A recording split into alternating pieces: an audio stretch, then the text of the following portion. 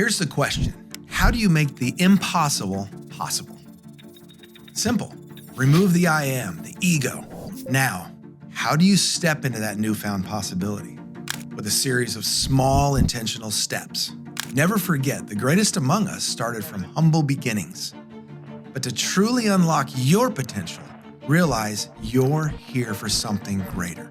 If you're yearning for more than just a good life, let's take that small step together to reach greatness.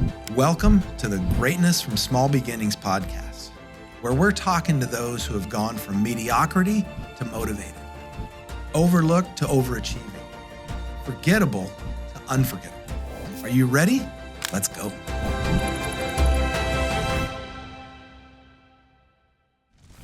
Well, hello, everybody. Good morning. Well, it's morning when I'm recording, and it'll be probably morning when you see this, if you see it when it's first cut out. This is Greatness from Small Beginnings podcast. And what I need you to know is that you can be great. I can be great. And I struggle every day with wondering what exactly does that mean? So today is a bit of a rant, and both of these subjects I've already talked about on this podcast, but I've been listening to a book again, a couple of books that I have read before and listened to before on audio books. And it's really important, I think, to recycle some of those things that were important back when, we listened to them the first time. So let me introduce what I'm going to say by calling it the 7 decisions, one of the 7 decisions. I'm not going to go through all 7. Of course, I might. You could look back at the podcast. I should have podcast numbers for you. But decision number 1 from the book called The Traveler's Gift by Andy Andrews. Check it out. It's worth listening to. It's fascinating. There's some history in there, much of which is true, and then he creates a story around it. It's pretty cool. This one, though, is kind of a rant. This one's one where I am saying I am frustrated by some people around me, some people that I just talked to on the phone because they're in other places that are not taking full responsibility for what they've created in their own life at times, and maybe consistently. And so as I look at this decision number 1, it's called the buck stops here, or the responsible decision is another term for it. I'm taking responsibility for myself, for my actions, for my results, for my consequences. And I'll read this, and then I look up at this poster that I have on this wall that is basically about that. And it's another one. It's an example of, it's talking about what's hard in life. And we get to choose which one we do. The better hard or the worse hard. And so I'm going to buzz through these things real quick. So the decisions for success, the buck stops here. From this moment forward, I will accept the responsibility for my past. I understand the beginning of wisdom is to accept the responsibility for my own problems, and by accepting responsibility for my past, I free myself to move into a bigger, brighter future of my own choosing. Never again will I blame my parents, my spouse, my boss, or other employees for my present situation. Neither my education nor lack of one, my genetics, or the circumstantial ebb and flow of everyday life will affect my future in a negative way. If I allow myself to blame those uncontrollable forces for my lack of success, I will forever be caught in a web of the past. I will look forward. I will not let my history control my destiny. The buck stops here. I accept responsibility for my past. I am responsible for my success. I am where I am today, mentally, physically, spiritually, emotionally, and financially, because of decisions I have made. My decisions have always been governed by my thinking. Therefore, I am where I am today, mentally, physically, spiritually, emotionally, and financially, because of how I think. Today, I will begin the process of changing where I am mentally, physically, spiritually, emotionally, and financially by changing the way I think. My thoughts will be constructive, never destructive. My mind will live in the solutions of the future. It will not dwell in the problems of the past. I will seek the associations of those who are working and striving to bring about positive changes in the world. I will never seek comfort by associating those who have decided to be comfortable. When faced with the opportunity to make a decision, I will make one. I understand that God did not put in me the ability to always make the right decisions. He did, however, put in me the ability to make a decision and then make it right. The rise and fall of my emotional tide will not deter me from my course. When I make a decision, I will stand behind it. My energy will go into making the decision. I will waste none on second thoughts. My life will not be an apology. It will be a statement. The buck stops here. I control my thoughts. I control my emotions. In the future, when I am tempted to ask the question, why me? I will counter with the answer, why not me? Challenges are gifts, opportunities to learn. Problems are the common thread running through the lives of men and women. In times of adversity, I will not have a problem to deal with. I will have a choice to make. My thoughts will be clear. I will make the right choice. Adversity is preparation for greatness. I will accept the preparation. Why me? Why not me? I will be prepared for something great. I accept responsibility for my past. I control my thoughts. I control my emotions. I am responsible for my success. The buck stops here. That's good, right? Back to what I was saying, that I talked to many business leaders throughout the country, mostly small businesses, um, where they have a small number of employees and they're leading their business. And then I find out they've got their eyes on the wrong things. Profits is a good thing to keep your eye on, of course, but the numbers are off, and I've noticed that. And so a couple of them, I'm assessing. Okay, do I have a conversation? Yeah, I probably do. I probably do at some point, and turn their attention towards why do you feel broke every winter? In the slow times, and then help them unpeel things that the clean differently are better.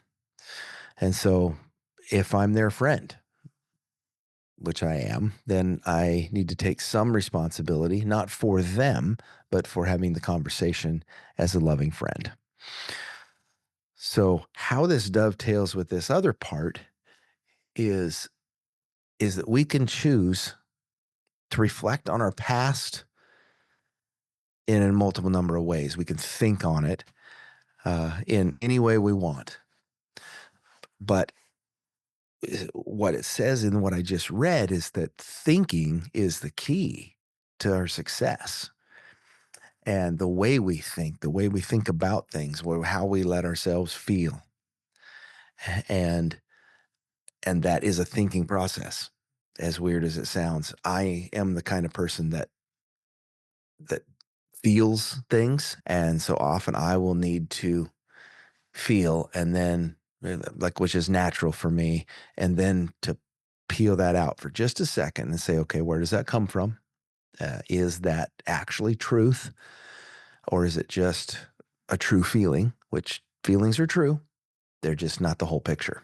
They're just not the entire truth. So here's a poster that I got from a guy that coaches me, and which I appreciate. Being your best is hard. So we get to choose. We get to choose. The best thing about being in America, in our lives, actually, really almost anywhere, is we get to choose how we do life. Being your best is hard. Being your normal is also hard. So life is hard. So what are we going to do about it? Are we going to be our best, or are we just going to be our normal, average, everyday old person and just status quo? Making wise decisions is hard. Yes, it is. Making bad decisions is also hard, in particular, the consequences. Being in shape is hard. Being out of shape is also hard.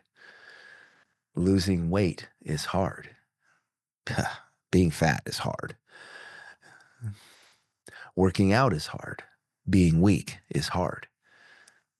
Being disciplined is hard. Being lazy is also hard. Takes effort. Getting out of your comfort zone is hard. Staying in your comfort zone also takes effort, and it is hard to do. It's a society we live in today where there's so much about comfort and living in our dreams and our passions, it's ridiculous. Sometimes we need to get out of that comfort zone. Starting a business is hard. Working someone else is also hard. So make a choice. Making a lot of money is hard. Making a little bit of money is also hard. The process of all that in between is also hard. See how thinking fashions what we think about here? Okay, being rich is hard. Tons of distraction. Being poor is hard. Um, Being rich, I wouldn't call myself rich, but I did something a little bit extravagant. We had this thing at our house rebuilt, and I had this thing installed that was really cool. And yet it requires effort and knowledge. And it's had I just kept it simple, it wouldn't have been as hard. Now it's becoming worth it because now I have the knowledge, and now I can use the thing more effectively, which I'm proud of. I'm happy for. But it took some time, and so every time we upgrade something in our lives, in this case, if I'm being, doing the rich thing and buying something special that's a little bit different, then it's gonna pull more of my attention and effort away. This is a great recent example of this. Making great relationships is hard. Having bad relationships is also very hard. Making friends is hard. Having no friends is hard. Fighting for your marriage is hard. Not fighting for your marriage or divorce is also very hard. Thank you. Thankfully, I've never experienced that. Having a lot of things is hard. I mentioned that a minute ago. Having nothing, also hard. We've been in both places in the long journey that we've been on. Living on purpose is hard. Living off purpose is also hard, maybe harder than living on purpose. Doing life God's way is hard. Doing life your own way is also hard. Everything is hard. You get to choose your hard. That's the question that comes with this. Choose your hard. What's it going to be? And that fits right in with what I was saying is the buck stops with you. You get to choose how you're going to do hard, how you're going to do easy. And there is actually very few things in life that are easy. But don't ever ask the question, or why me? But ask instead, well, why not me? Of course, I've got to suffer a little to move forward in life. Of course I do. And if your ego is standing in the way of you thinking deeper about those around you, about the systems and processes, and understanding that systems and processes, they only take you so far. But the people doing the processes for you, for your company, in your life, your family system of doing life the way you want to do it, if someone messes it up, it messes everybody up. So it's important to consider how doing things the easy way or the hard way, there is no easy way. And we have to hold ourselves responsible for making sure we're on track. So the thing I read earlier, the decision for success, no, the buck stops here, right at the bottom. It says that capsulizes everything in one sentence. It says, I accept responsibility for my past. That's what you need to do. I control my thoughts.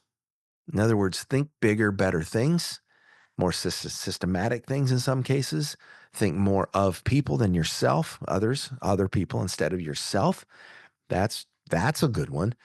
And then what's good for the organization you're part of? No, it doesn't matter if you're the owner or not. What's good for the organization and what's your play in that?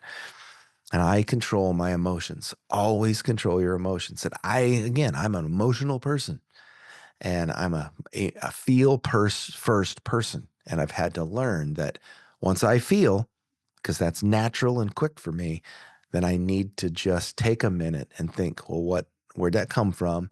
And is that beneficial to me to feel that? And perhaps I do something with it that's constructive, or I dismiss it because it's just a feeling that isn't necessarily not true. It's just not it's not enough of the truth to move forward with.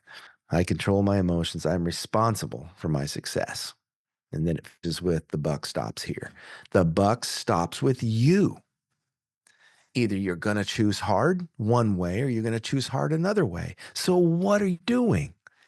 The buck stops here, and that is with you.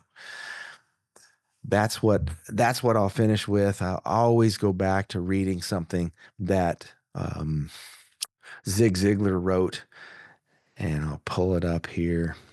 There we go. Perfect. Zig Ziglar, my man. You were designed for accomplishment, engineered for success, and endowed with the seeds of greatness. Put that as a capstone on everything I said, that you get to decide your own life. You get to decide how you deal with your future. It's your past. I mean, deal with your past. Live in your past. I mean, only to think about it, only to learn from it. But present is what you're in. So make good choices and good decisions, and then fashion your future. And of course, it's going to change around, but you were designed for that, for accomplishment, engineered for success, and endowed with the seeds of greatness. Now, go be great.